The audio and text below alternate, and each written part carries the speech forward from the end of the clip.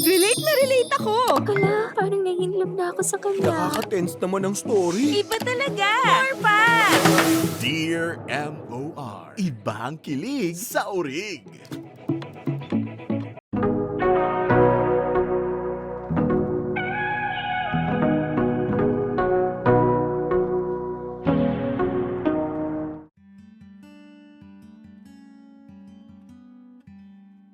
Dear MOR, sa totoo lang natatawa ako sa sarili ko at hanggang ngayon hindi ako makapaniwala na nagawa kong sumulat sa inyo. Nung una, nahihiya ako pero naisip ko na bakit hindi ko subukan na i-share ang kwento ko na posibleng makarelate ang ibang mga listeners ng Dear MOR. Ako nga pala si Johan. 23 years old ako nung naganap ang mga kwentong ibabahagi ko sa inyo. Nung mga panahong yon, ako yung tipong mahilig sumubok ng mga bagay na malayo sa nakasanayan. Kumbaga, yung adventurous.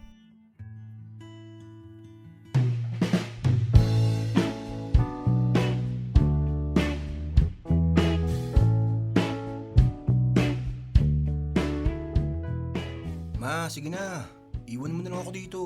Ipapahinga ko na lang itong pag-absent ko kaysa pumuntang Tagaytay. Uuwi din naman kayo ng linggo eh. Papagod lang ako. Johan, minsan lang sa isang taon tong family reunion natin. Ano ka ba? Tara na! Ma, alam nyo namang busy ako sa trabaho eh. Mas gusto ko na lang matulog. Johan, mula nung graduate ka, nakita ko yung sipag mo. Pero anak, minsan matuto ring magpahinga. Sige na, makikita mo yung mga pinsan mo sa reunion. Naghihintay din yung tita Mabel mo at saka... Ate! Nandito na si Janine! Ha? Si Janine? Janine! Mare! Oh, bakit hindi ka man lang nagpasabi na darating ka? Gusto kitang i-surprise eh. Nako, talagang na-surprise mo kami. Kailan ka pa nakauwi mula sa Singapore? Naku, kagabi lang. Dumiretso ako sa hotel. Pero dahil gusto kong makita ang best friend ko, pupunta ako agad sa'yo. Sumama ka na lang kaya sa amin. Saan ba kayo pupunta? Sa Tagaytay, family reunion. Alam mo naman, bago magpasko, nagre-reunion kami, diba? Ay, oo nga pala. Gusto ko sana, kaya lang, sorry ha. Sobrang pagod ako sa biyahe eh. Alam mo, mabuti pa magpahinga ka na lang muna dito sa bahay. Sanay ka naman dito parang bahay mo na rin to. Oy, Johan, bakit nakatanga ka dyan? Magmano ka sa ninang mo. Ay, Ninang bless po. Ay, ayoko ng mano. Nakakatanda naman yan eh. Beso na lang. Bye, sige po. Ayan. Paano, Janine? Maiwan ka na muna namin dito sa bahay, ha? Tamang-tama naman po pala man na hindi na ako kasama sa Tagaytay eh. At least may kasama si Ninang dito sa bahay. Ang galing talaga ng batang to. Naku, nakahanap ng dahilan. O siya, sige. Asikasuhin mong mabuti yung ninang mo, ha? May pagkain sa ref. Nagtira ako ng ulam na niluto ko kanina. Magsaing ka na lang, okay? Opo, ako na pong bahala. O paano, Mare, ha? Pasensya ka na at hindi ka na namin maasikaso. Babalik din naman kami bukas. At saka si Johan na muna ang bahala sa iyo rito. Isa pa, hindi ka naman bisita, hindi ba? Oo naman, Mari. Okay lang. Hindi ko rin naman kasi alam na may lakad pala kayo ngayon. Di bale, bukas naman nandito na kayo. Bukas na tayo magkwentuhan. O siya, sige, Mare.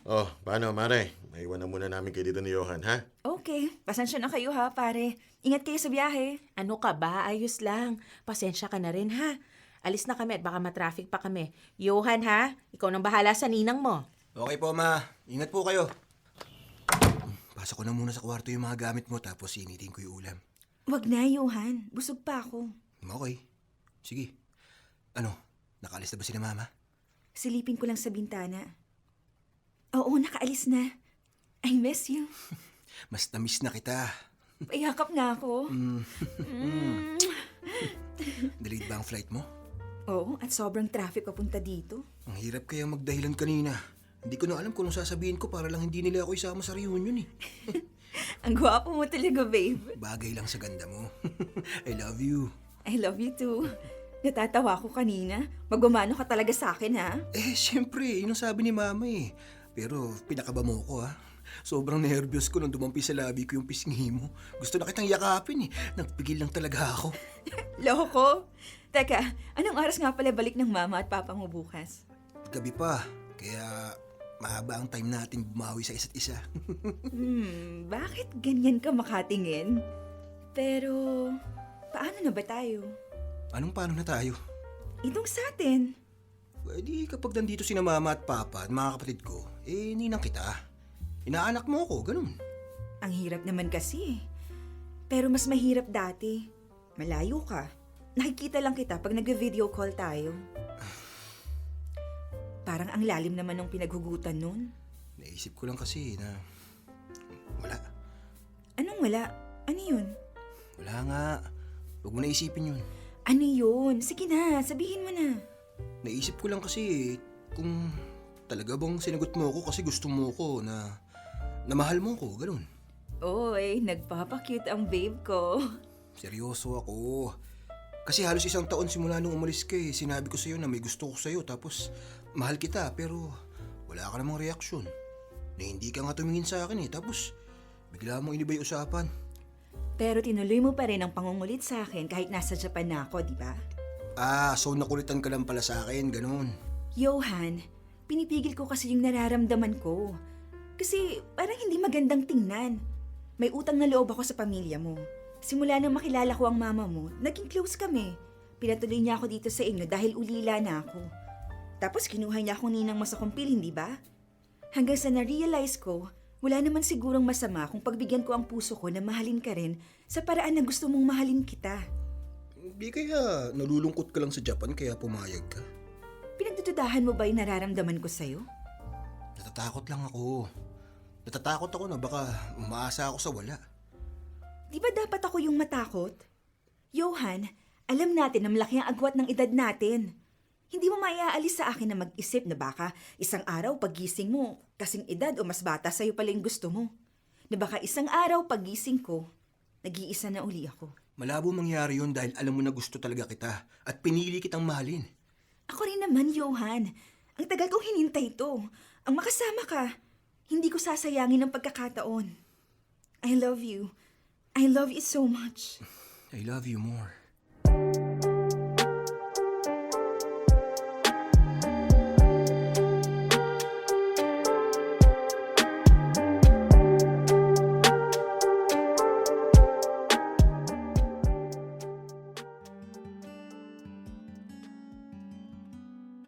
Sa tingin ko, mga kamorkada, maiintindihan ako ng mga taong halos nabubulag sa pag-ibig na wala nang naiisip kundi ang taong mahal nila. At kapag in love nga naman ng isang tao, ginagawa niyang posible ang imposible. Itinago namin ni Janine ang aming relasyon. Mahirap dahil pigil lahat ng kilos namin. Kapag kaharap namin ang parents ko, ninang ko siya at inaanak niya ako. Nagmamano pa rin ako kahit sinasabi ni Janine na ayaw niya ng pagmamano dahil nakakatanda raw. Iniisip ko na lang na kailangan naming magpanggap para magkasama kaming dalawa. 14 years ang tanda niya sa akin. 37 siya at 23 ako. Tumira siya sa bahay namin kaya noon pa lang alam ko sa sarili ko kapag nagkaroon ako ng asawa, gusto ko katulad niya.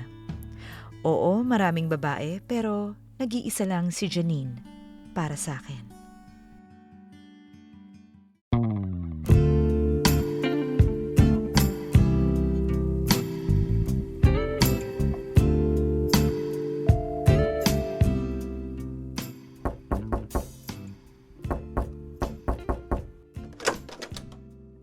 Nandiyan ba sila mama? Umalis silang lahat kaya nga kita tinext na mag-half day ka sa trabaho mo eh. Pasok na. Anong meron? Bakit mo naman... Bakit? Manloloko ka! Ha?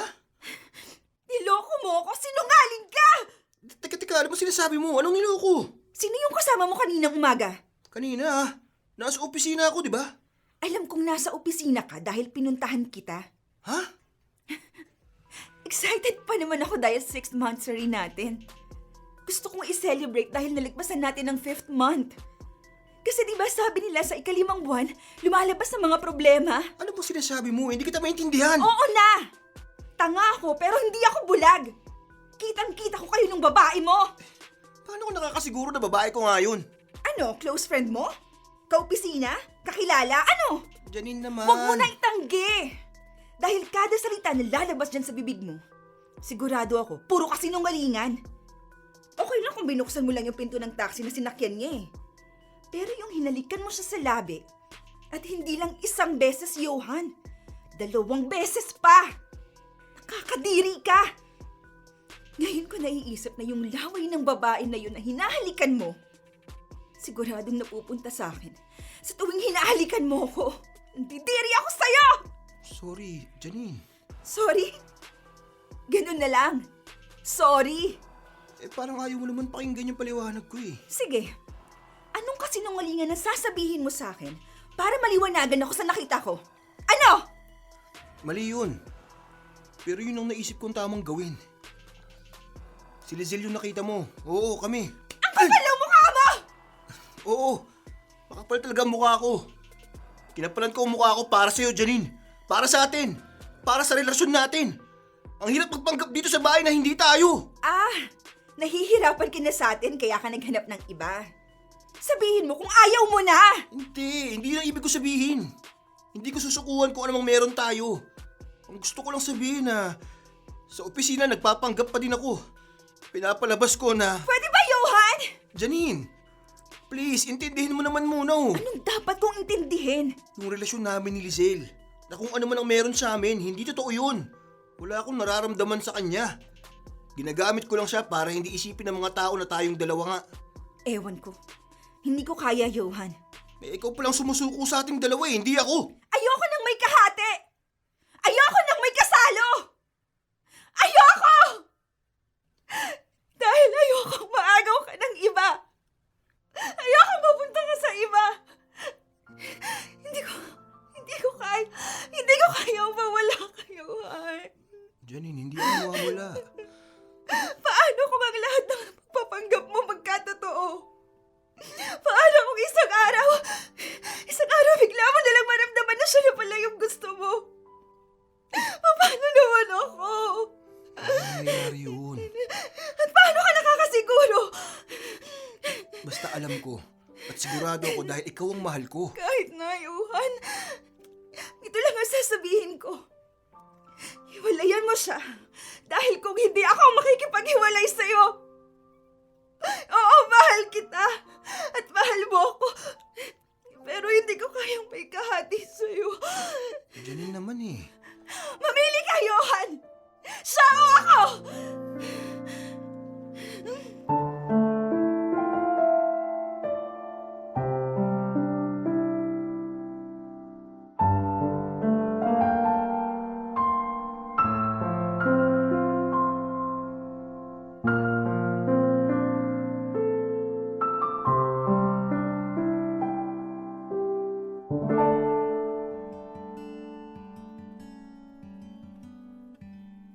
Kamorkada, kasalanan ko. Kaya lalong naging mas komplikado ang relasyon namin ni Janine. Wala akong nararamdaman kay Lizelle.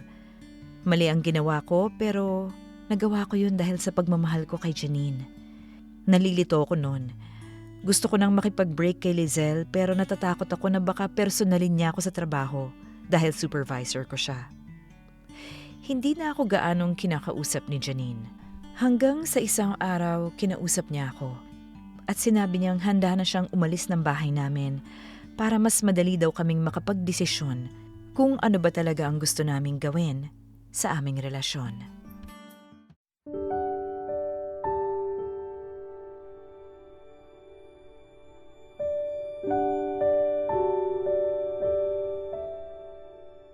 Janine naman, babe.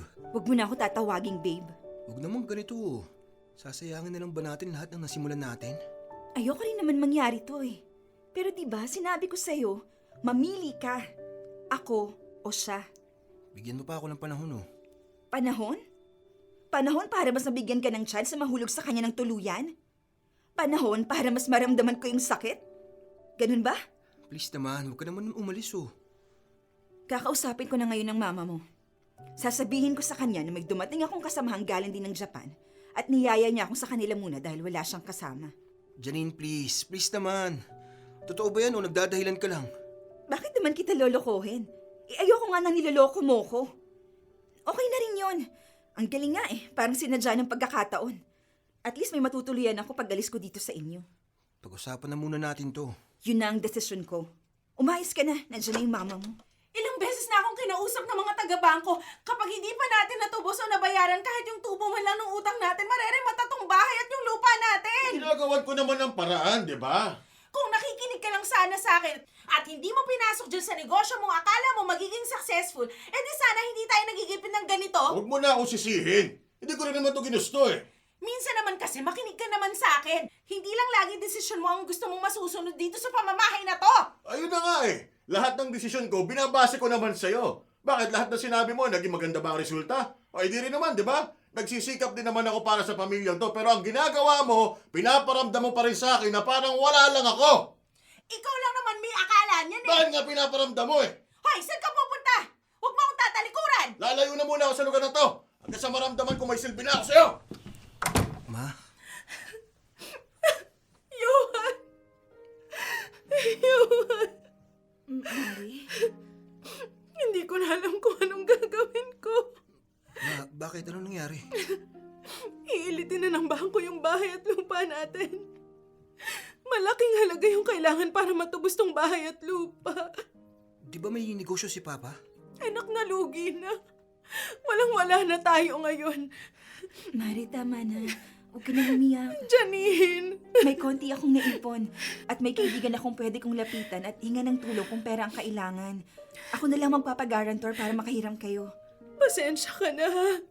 Pati ikaw nadamay sa problema namin. Pasensya ka na talaga ha. Maliit na bagay lang yon kumpara sa tulong na binibigay niyo sa akin noong ako'y nangangailangan. Salamat. Maraming salamat, Janine. Pero magpapaalam na rin muna ako. Ano? Dumating kasi yung kaibigan ko na galing din ng Japan. Bale, siya yung lalapitan natin. Wala kasi siyang kasama sa bahay. Nakiusap siya na baka pwede ko siyang samahan muna. Baka naman kaya ka aalis kasi naguguluhan ka sa aming mag-asawa kapag nagtatalo kami. Pasensya ka na ha.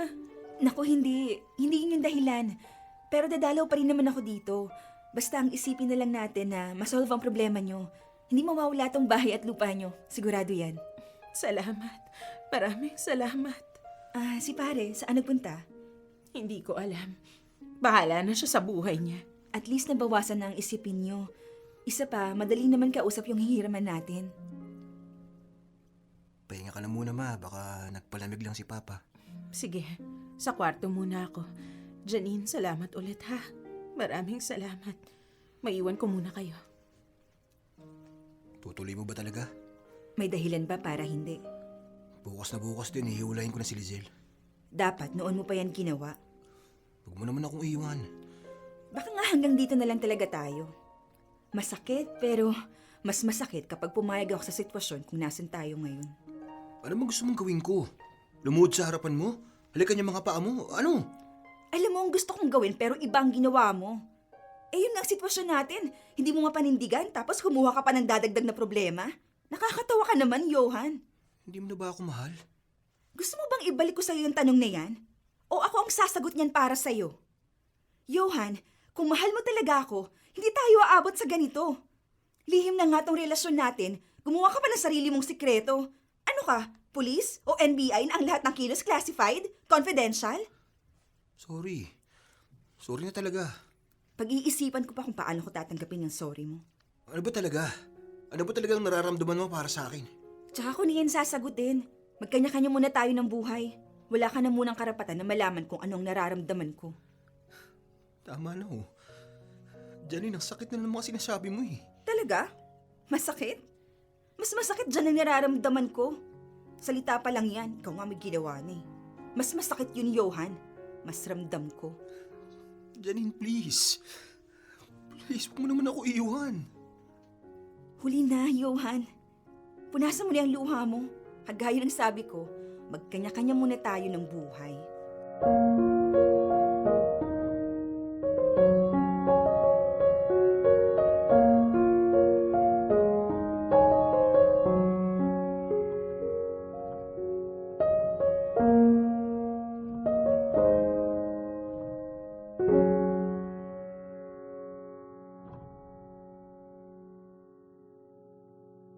Dear M.O.R. Ang mga kwento ng puso mo.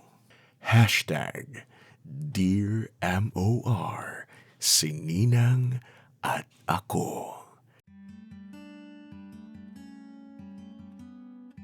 At tuluyan na ngang umalis si Janine sa bahay. First time kong maramdaman na masaktan ng sobra-sobra. Para akong mababaliw sa kakaisip kung ano nga ba ang dapat kong gawin para mapabalik siya sa bahay at maging okay kami. Siguro kaya hindi rin naging maganda ang takbo ng relasyon namin ay dahil nagsimula ang pagsasama naming dalawa sa kasinungalingan. Pero ilalaban ko pa rin kung anong namagitan sa amin ni Janine. Mahal niya ako at mahal ko siya. Nasolve ang problem namin sa pera. Natubos ang lupa at bahay namin. Nagkaroon ng magandang agreement sa pagitan ng kaibigan ni Janine at ni na Mama. Pero pagkatapos noon, may bahay nga pero nagkaroon ng lamat sa pagsasama ni na Mama at Papa. Hiniwalayan ko na rin si Lizelle pero hindi pa handa si Janine na makipag-ayos sa akin. Sa aspetong yon, hindi ko siya masisisi. Nasaktan ko siya eh. Pero nung mga panahong yon, inisip ko, hindi ako susuko. Lalaban ako hanggat kaya at kapag hindi na, pipilitin ko pa rin kumpara kay Janine. Lumipas ang ilang buwan, nagkaayos kami ni Janine. Hindi siya permanenteng tumitira sa amin. Minsan, doon siya lumalagi ng ilang araw, tapos babalik ulit sa bahay ng kaibigan niya. Mas okay yung ganong setup. Hindi kami mahalata at may panahon kami para ma-miss namin ang isa't isa. Mas naging seryoso ako sa relasyon namin. At nagplano na rin akong sabihin kina Mama at Papa tungkol sa aming dalawa. Naghahanap lang ako ng tamang pagkakataon para aminin ang totoo. Hinanda ko na rin ang sarili ko noon na marinig sa mga magulang ko at sa mga taong nakakakilala sa amin ang mga bagay na inaasahan ko. Pero dumating na rin ako sa puntong wala na akong pakialam sa sasabihin ng iba. Ang mahalaga, ipaglalaban ko ang nararamdaman ko para sa babaeng mahal ko.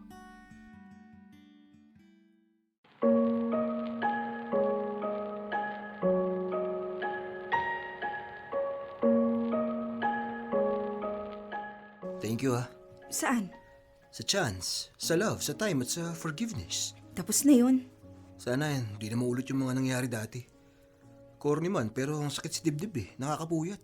Hindi kasi ako makatulog kakaisip. Hayaan mo na yun. Lady, sandali, magpapaliwanag ako. Anong kailangan mong ipaliwanag? Hayop ka, Julius! Kailan mo pa ako niloloko? Kailan pa, ha? Lady, Ma! Pa! Yung magaling mong ama, may babae yan! May kinalolokohang iba! Kaya pala minsan di umuwi dito sa bahay dahil sa ibang kama nagpapalipas sa kanyang ikaw din ang may kasalanan kung bakit ko nagawa yun. Dahil simula na nagsama tayo, hindi ko naramdaman na ako nagsusuot ng pantalo sa bahay na to. Pero tiniis ko dahil mahal kita. At mahal ko mga bata, pero inabuso mo eh. Ha? Alam mo bang kahiyang inabot ko sa mga nakakilala sa akin? Alam mo ba ang pakiramdam ng pinagtatawanan na tinatawag na under? Hindi mo alam yon dahil kinikim-kim ko lang dahil nagtitiis ako para sa pamilyang to! Sinusumbat mo ang lahat ng sakripisyo mo para sa amin, ha? Hirap mong kausap eh! Mas mahirap kang kausap dahil hindi ko alam ngayon kung nagsasabi ka pa ng totoo! Ma! Pa! Tama na! Johan, Janine, pasensya na, doon na muna kayo sa labas. Ma! Pa! Sige na! Johan, halika na muna sa labas. Ayoko ng ganyan eh. Nangyari na sa atin yan eh. Kaya nga ayoko na maulit. Pero ganun yata talaga, no? Hindi maiiwasan. Kaya naman yung iwasan eh. Pero bakit kaya ganun? Ang alin? Kapag may kakulangan ng kasama, naghahanap ng iba para mapunan ng kulang. Minsan naman parang naghahanap lang ng dahilan para magawa ang totoong gusto. Ang lalim nun Tapos may taong handang magpuno ng mga kakulangan para din matugunan yung mga sarili niyang kaligayahan kahit na alam niyang mali. Kahit na alam niyang bawal at parehas lang silang masasaktan sa huli. Dahil siguro may mga taong makasarili. O dahil may mga taong hindi marunong makontento at madaling malungkot kaya naghahanap ng saya kahit panandalian lang. Basta ako, hindi ko maipapangako na hindi kita papaiyakin. Pero sigurado ko na kung mangyari man na umiyak ka, iyon ay dahil sa sobrang saya. Paano na yung plano mo sa atin? Sasabihin ko na dapat ngayon kaso... Wag na muna. Talagang mukhang hindi ko masasabi dahil sa sitwasyon. Pero Janine, babe, kahit na hindi ito ang tamang oras para sabihin ang tungkol sa atin, gusto kong sabihin sa iyo na... Ma! Mas matatanggap ko pa siguro, Julius, Kung kinausap mo ako at sinabi mong ayaw mo na sa akin, kesa malaman ko na may iba ka na. Hindi naman sana itong mangyayari kung hindi ganyan ang ugali mo eh. At ngayon binabalik mo sa akin yung sisi dyan? Ha? Dyan sa kalokohang ginawa mo? Kung hindi ko pa nabisto na may isa ka pang cellphone na ginagamit dyan sa babae mo, eh baka para akong tanga na naglalakad sa kalsada at pinagtatawanan ng mga nakakaalam sa mga ginagawa mo. Sinungaling ka! Gusto mo ng tapatan, ha? O sige, hindi na ako masaya sa'yo. At yung sinasabi mong kinalolokohan ko, yun! O, siya nagpaparamdam sa akin na may silbi ako, na may halaga ako, na may kakayahan din ako. Hindi lang basta tao, kundi isang lalaki. Malaman ko lang kung sino yung babaeng yan. Papatayin ko! Huwag ka nang magtangkang alamin dahil baka dumating tayo sa tagpong mas masaktan ka lang kapag pinili ko siyang ipagtanggol kaysa sa'yo. May anak lang tayo, pero hindi ko nararamdaman na asawa pa kita. Napakasama mo! Nakikita mo ang kasamaan at kakulangan ko pero yung ugali mo hindi mo napapansin.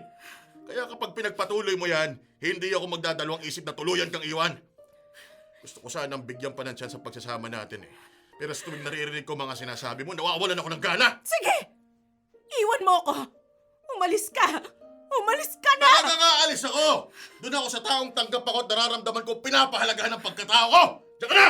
Pa! Hindi ko na kayang tisin yung ugali ng mama mo ha. Sandali lang pa! Johan, anak. Ipinagpalit na tayo ng papa mo sa iba.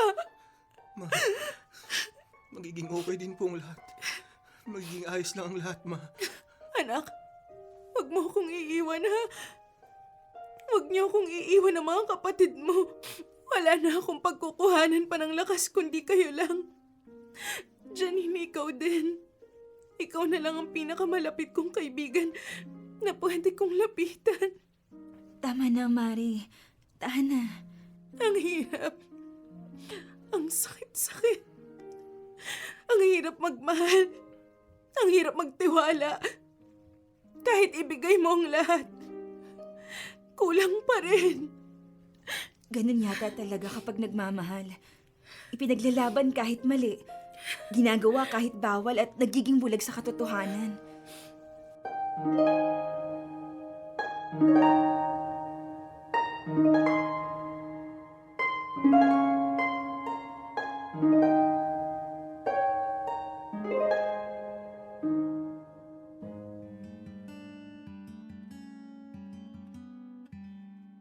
Ang laki na nagbago sa pamilya namin.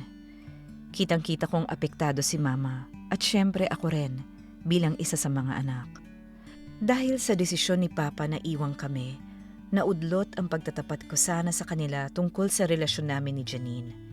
At higit sa lahat, tungkol sa proposal ko kay Janine.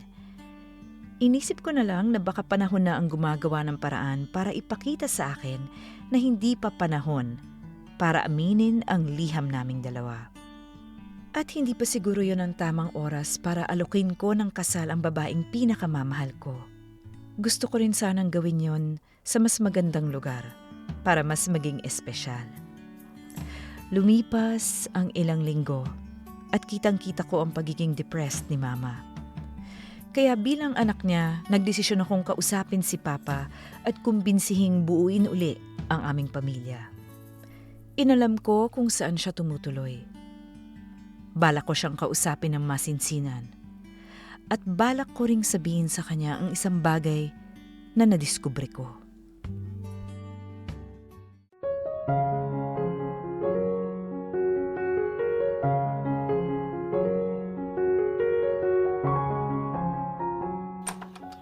Halika, Johan. Pasok ka. Umupo ka.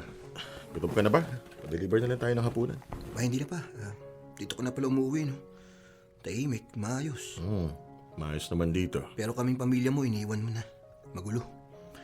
Anak, Anak? Anak, ha? Namiss ko yan pa. Yung tawagin mo akong anak.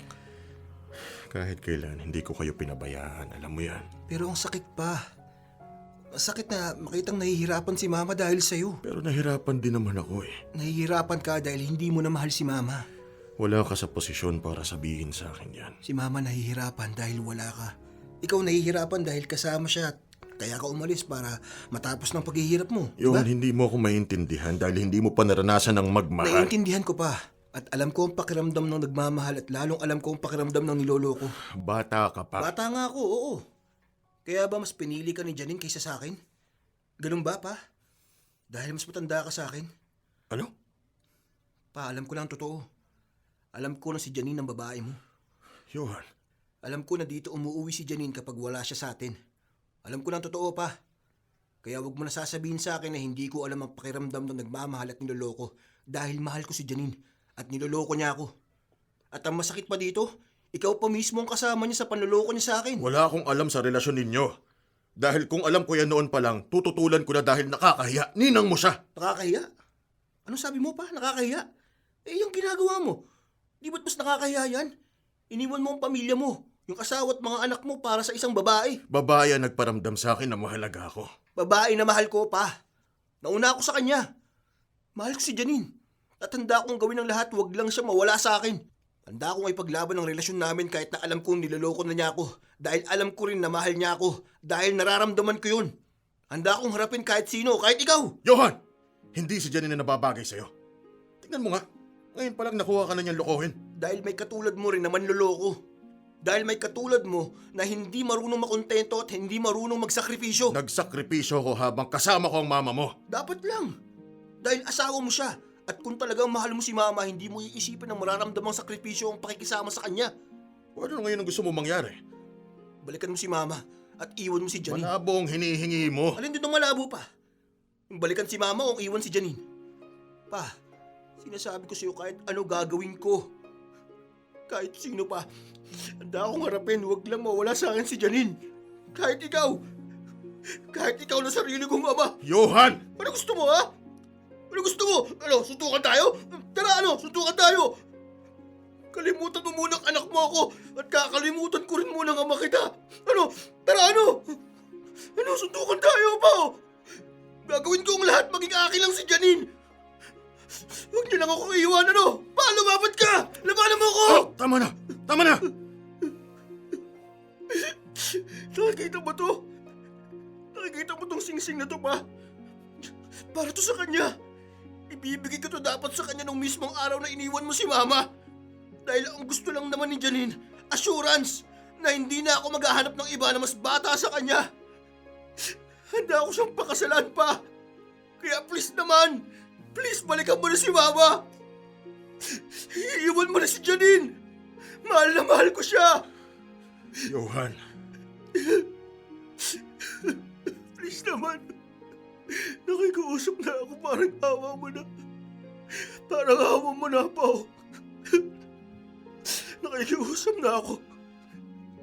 Mahal na mahal ko siya. Huwag naman si Janine.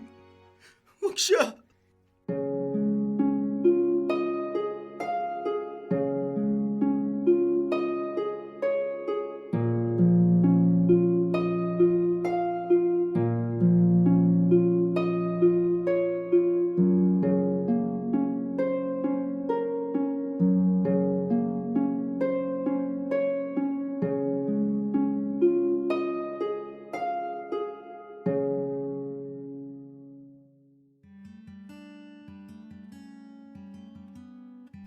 Mga kamorkada, ayun na nga.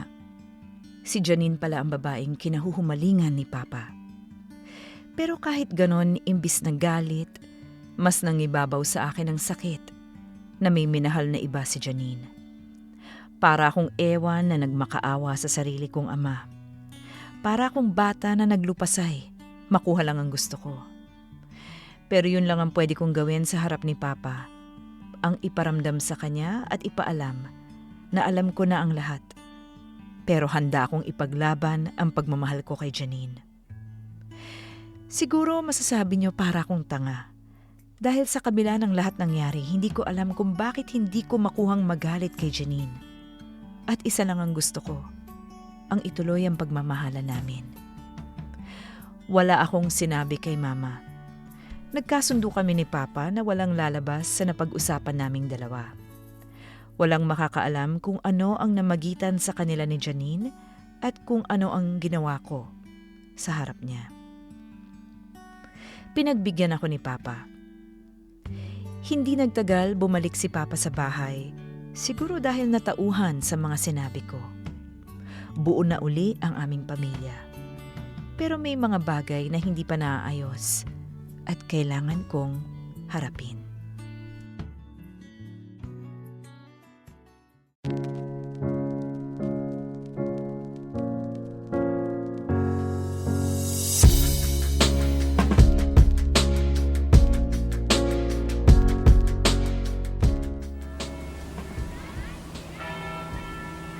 At bakit mo naman ako dinala dito sa simbahan? Para magdasal. Ha? Anong ha? Baka may makakita sa atin. Ano naman? Johan, Simulan na nating itama ang lahat dito. At dito natin sisimulan. Tara, pasok tayo sa loob. Johan, Tara na, habang wala pang tao. Tara na. sige. Huwag mong hawakan ng kamay ko. Bakit? Nahihiya ako. Babe, please. Dito tayo umupo. Alam mo, ang tagal ko na rin na hindi nakakapasok ng simbahan. Pero lagi naman ako nagdadasal. Ikaw ba? Anong ako? Ano yung mga pinagdadasal mo? Marami. Tulad ng, Johan, may gusto ka bang sabihin sa akin? sorry. Okay lang. Ipinagdasal ko na yun. Bumalik naman si Papa kay Mama eh. Buo na uli ang pamilya namin. Gusto mo pa bang marinig ang paliwanag ko? Hindi na, okay na yun. Pero may gusto ko malaman. Ano yun? Gaano mo ako kamahal? Hindi mo ba kayang sagutin dahil hindi ka makahanap ng tamang salita para i-describe ang sobrang pagmamahal mo sa akin o dahil wala ka talagang nararamdaman? Johan, mahal kita. Kaya lang, ano? baka di mo ko matanggap at mapatawad sa nagawa ko. Teka, nasan ba yun?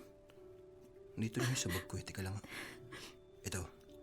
Itong singsing na to ang ibibigay ko sa'yo dapat noon pa. Naghahanap lang ulit ako ng tiyempo. Janine, ang dami natin pinagdaanan. Ang daming pagsubok pero nalagpasan natin. Hindi pa. Johan, kung ibibigay mo sa akin yung singsing na yan at aalokin ako ng kasal, sorry pero hindi ko yan matatanggap. Dahil hindi ka sigurado sa nararamdaman mo sa akin. Sigurado akong mahal kita. Totoo yun. Pero ano? Johan, nakarelasyon ko ang papa mo na asawa ng kaibigan ko na pinagkakautangan ko ng loob. Alam ko. At nangako kami ni Papa sa isa't isa na walang makakaalam sa nangyari. Lumapit sa akin ang papa mo. Malungkot. Naawa ako. Naglabas ng sama ng loob. Nagkainuman. May nangyari sa amin. Wala akong pakialam sa naging relasyon niyo ng Papa ko. Janine, mahal kita. Hindi lang yun. Tama na. Ang nakaraan ay tapos na. Ayoko nang balikan yun. Di ba nga sabi ko, magsimula ulit tayo? Johan, nagbungang nangyari sa amin. Buntis ako. Buntis ako. Totoo ba? Oo. Buntis ako sa papa mo. Diyos ko. Kaya hindi ko matatanggap yung siksik na binibigay mo. Diyos ko. Janine, mahal kita eh. Lahat kakayanin ko. Lahat tatanggapin ko. Ang gusto ko lang siguro kung totoong pagmamahal na nararamdaman mo sa akin. Pero, Johan, Oo, hindi lang. Ano? oo, mahal kita. Mahal kita. Ako ang ama ng batang dinadala mo. Ako ang tatay niyan. Palalakihin natin siya. Yan ang sikretong iingatan nating dalawa. Janine, ginagawa ko to dahil ayoko mawala ka sa akin. Mahal kita. At mahal ko ang pamilya ko. Tatapusin na natin ang gulo ngayon. Johan, hindi mo kailangang magsakripisyo. Hindi mo kailangang magtiis. Ang nagmamahal handang masaktan. Handang magtiis. Handa ako dahil nagmamahal ako. Johan, sorry. Kadugo ko rin ang batang yan. Kaya Janine, tanggapin mo tong singsing na to. Magpakasal tayo. Mamuhay tayo ng tama. Bumawi tayo sa batang yan. Hindi ko hahayaan na masayang lahat ng nasimulan nating dalawa. Johan, maraming salamat. Naging marupok lang talaga ako. Natakot ako na baka hindi mo ako seryosohin. Pero mahal talaga kita. Mahal na mahal. Susulitin natin ang bawat araw. Mula ngayon, ito na ang huli nating kasinungalingan. Ito na ang huli nating pagtatakpan. Janine, mangako ka. Mangako ka. Pangako. Pangako. Mahal na mahal kita. Magsasama tayo habang buhay. Habang buhay. Maraming salamat. I love you. Ikaw at ako lang. Janine, I love you. Mahal na mahal kita.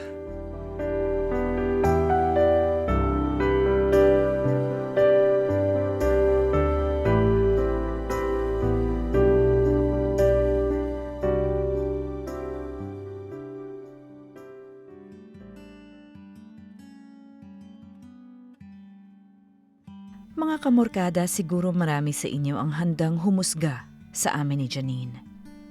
Sa mga naging desisyon namin ni Janine at sa desisyon niyang kung bakit ama at anak pareho niyang naging karelasyon.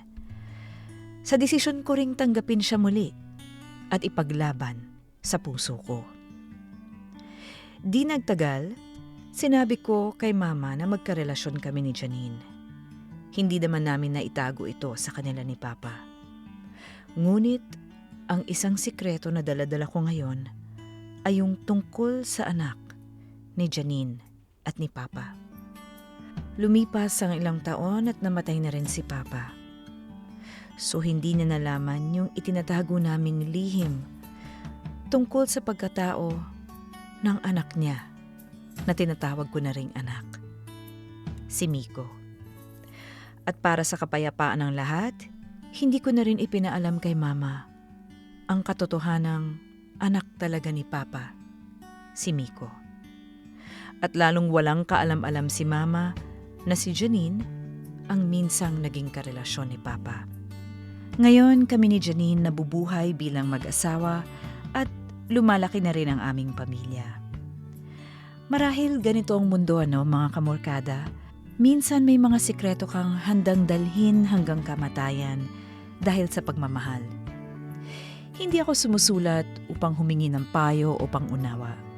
Sumusulat ako upang maikwento kahit papaano ang isang sikretong hindi ko masabi kahit kanino. Hanggang dito na lang ang sulat ko. Maraming salamat, Johan.